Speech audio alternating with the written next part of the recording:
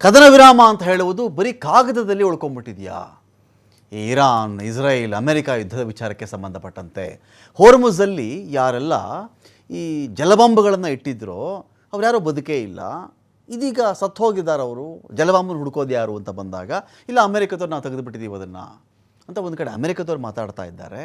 So ಈ ರಾತ್ರಿ 8 ಗಂಟೆಗೆ ನಾವು ಘೋರವಾಗಿರತಕ್ಕಂತಹ ರೀತಿಯಲ್ಲಿ ಹೋರ್ಮುಜನ್ನು ಕ್ಯಾಪ್ಚರ್ ಮಾಡಿಬಿಡ್ತೀವಿ ನಾವು ಅಂಥೇಳಿ ಟ್ರಂಪ್ ಮಾತಾಡ್ತಿರೋದು. ಟ್ರಂಪ್ದೆಲ್ಲ ಹಾಗೇನೆ, ಒಂದೇ ರಾತ್ರಿಯಲ್ಲಿ ನಾಗರಿಕತೆ ನಾಶ, ಒಂದೇ ರಾತ್ರಿಯಲ್ಲಿ ಶಿಲಾಯುಗಕ್ಕೆ ಇರಾನ್, ಒಂದೇ ರಾತ್ರಿಯಲ್ಲಿ ಹೋರ್ಮುಜ್ ಎಕನಾಮಿಕಲಿ, ಟ್ಯಾಕ್ಟಿಕಲಿ, ರಣತಂತ್ರದ ದೃಷ್ಟಿಯಿಂದನೂ ಕೂಡ ಇರಾನ್ನ ಉಸಿರೇ ಹೋರ್ಮುಜ್. ಇರಾನ್ ಯಾವತ್ತಿಗೆ ಹೋರ್ಮುಜನ್ನು ಕಳೆದುಕೊಳ್ಳುತ್ತೋ ಒಂದು ಹಂತಕ್ಕೆ ಎಲ್ಲವನ್ನೂ ಕಳೆದುಕೊಂಡಂತೆಯೇ ಲೆಕ್ಕ. ಹೋರ್ಮುಜಲ್ಲಿ ಹಡಗುಗಳ ಸಂಚಾರದ ಮೇಲೆ ಕಂಟ್ರೋಲ್ ಇಟ್ಕೊಂಡೇ ವಿಶ್ವದ ಆರ್ಥಿಕತೆಯನ್ನು ತನ್ನ ಮುಷ್ಟಿಯಲ್ಲಿ ಇಟ್ಕೊಳ್ತಕ್ಕಂಥ ಒಂದು ಪ್ರಯತ್ನದಲ್ಲಿ ಇರಾನ್ ಇರೋದು. ಅದು ಇಟ್ಕೊಳ್ಬೇಕು ಅನ್ನೋ ಹಠಕ್ಕೆ ಚಟಕ್ಕೆ ಅಲ್ಲ. ನೋ, ನನಗೆ ಆಪತ್ತು ಬಂದಿದೆ, ನಾನು ಹೋರ್ಮುಜನ್ನು ಇವಾಗ ಕಂಟ್ರೋಲ್ ತೆಗೆದುಕೊಂಡು ಇಟ್ಕೊಂಡು ಬಿಟ್ಟರೆ ಆ ಕಾರಣಕ್ಕೆ ಆಗಿಯಾದರೂ ನಾನು ಉಳಿದುಕೊಳ್ಳುತ್ತೇನೆ, ನಾನು ಸರ್ವೈವಲ್ ಆಗಿಬಿಡ್ತೀನಿ ಅಂಥೇಳಿ ಇರಾನಲ್ಲಿ ಇರತಕ್ಕಂಥದ್ದು.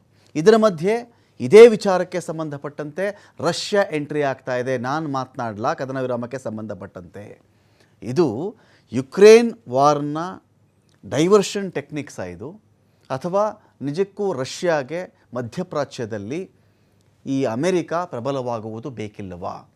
ಚೈನಾ ಒಂದು ಕಡೆ ಟ್ರೈ ಮಾಡಿದೆ, ಪಾಕಿಸ್ತಾನ ಎನ್ನುವ ಒಂದು ಗೊಂಬೆಯನ್ನು ಮುಂದೆ ಬಿಟ್ಟು. ಚೈನಾ ಪೂರ್ತಿ ಫೇಲ್ ಆಯಿತು ಅಂತ ಅರ್ಥ ಅಲ್ಲ. ಈ ಕಡೆ ರಷ್ಯಾ ಇದೀಗ ಹೆಜ್ಜೆ ಇಡ್ತಾ ಇದೆ. ಇನ್ನೊಂದು ಕಡೆ ಟರ್ಕಿ, ನಾನು ಕೂಡ ಸುಮ್ಮನೆ ಇರಲ್ಲ, ಇಸ್ರೇಲ್ ಇದೇ ಕಥೆ ಮಾಡಿದ್ರೆ ಅಂತ ಮಾತಾಡ್ತಾ ಇದ್ದಾರಲ್ಲ.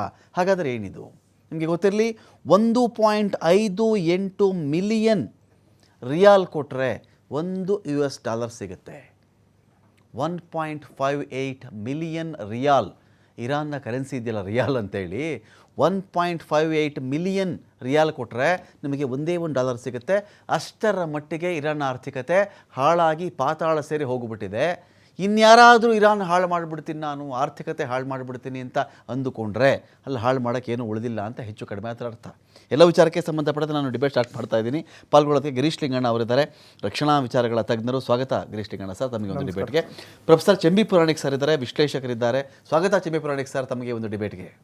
ನಮಸ್ಕಾರ ಎಲ್ರಿಗೂ ನಮಸ್ಕಾರ. ಡಾಕ್ಟರ್ ಗೋಪಾಲ್ ಸಿಂಗ್ ಅವರಿದ್ದಾರೆ, ಹಿರಿಯ ಅರ್ಥಶಾಸ್ತ್ರಜ್ಞರು. ಸ್ವಾಗತ ಗೋಪಾಲ್ ಸಿಂಗ್ ಸರ್ ತಮಗೆ ಒಂದು ಡಿಬೇಟ್ಗೆ. ನಮಸ್ಕಾರ.